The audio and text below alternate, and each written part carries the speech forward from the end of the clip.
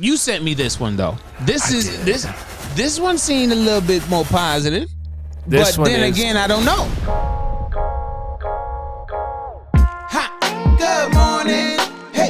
Hey, it's a great morning. Good morning, delivery fam, and welcome back to another episode of Breakfast with UDM on the Life of a Gig Worker podcast. Now, before we get this episode started, I need you to answer this question down below. If you could set your own per mile rate on DoorDash, how much would you charge? It says some Dashers have expressed interest in setting a pay per mile rate minimum so that they receive fewer but higher paying offers. Our latest pilot feature does exactly that.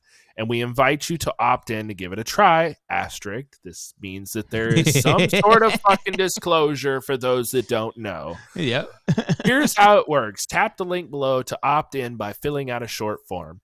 In the form, set your minimum per mile rate.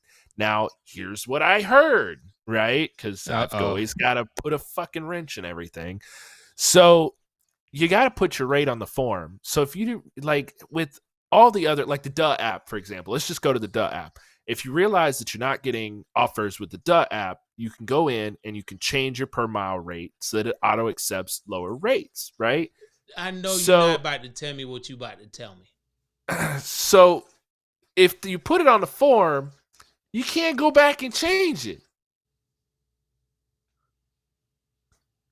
Because it's just a pilot feature. It's just a pilot feature, right? So go back to the screenshot. That's no, not that the ain't right it. one. My bad, y'all. Okay, so it says in the form, set your minimum pay per mile rate. So how am I going to fucking change it? I got to fill out a new form? Is it going to apply? Are they going to take it away from me? That's what the asterisks for. But if you... Here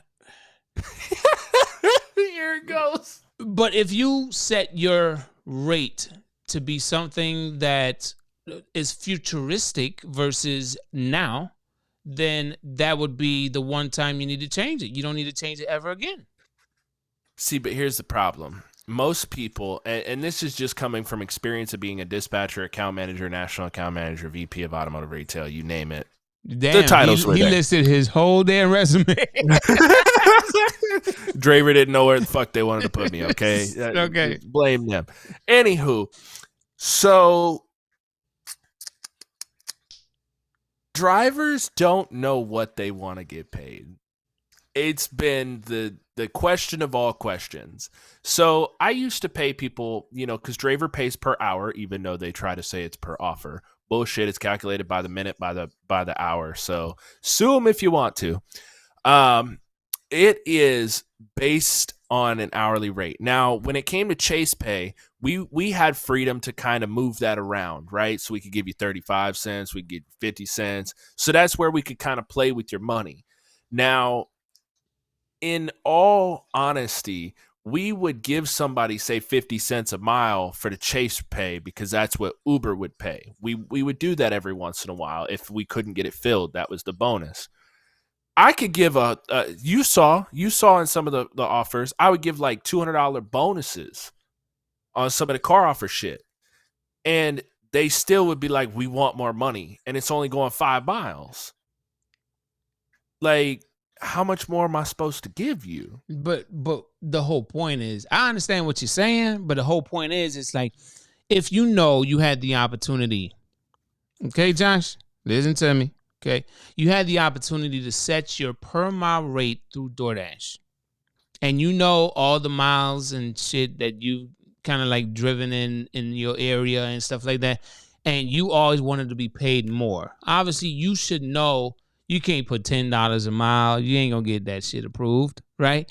But if you put $2, $2.50, $3 a mile, that shit might, and let's just say it just comes through like that. It may limit the amount of offers you get on your phone, right? But if they're paying you $3 a mile, $2.50 a mile, but you set that number now and you don't ever have to revisit it again, to me, that's a positive.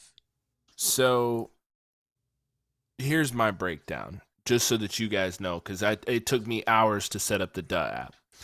So here's what I did. So whatever the mileage rate is on the rate card, or whatever the offers average per mile in your market, I did 1.5 times that, and that's where I wanted to be.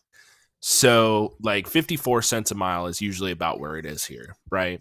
So 54 cents per mile times 1.5 is like 85 cents per mile. Now it's 67 cents per mile because the IRS reimbursement rate, whatever. So now it's $1.01 a mile. So that's where I would do mine. Just be realistic with yourself if you get invited to this pilot. Don't shut off your only form of income if you get this pilot. Don't be the jackass that boxes yourself out because you're unrealistic with your rates. So do some research before filling out the form. See what every offer is coming through. Increase it slightly so that you're making more than the average offer, and you're filtering out the bad offers while also putting in the good offers. That would be my recommendation to you, to make it into a positive, because a lot of people are going to do what UDM says, and they're going to put in that $2, $3, $4, $10 a mile, and they're going to see that they're not getting any offers. So just make sure that you're realistic with yourself and try to filter out the trash offers, but also getting some halfway decent offers, because you can still filter through them. There's still always going to be a reject button. So in my opinion, increase it slightly and then still utilize your right to reject. And that, ladies and gentlemen, was the DoorDash per mile rate pilots. But in the next episode, we found another nasty dasher. I don't know where the hell DoorDash get these damn drivers from. Oh yeah. What time it is, D-Fam? Yeah. It's time to go get your money.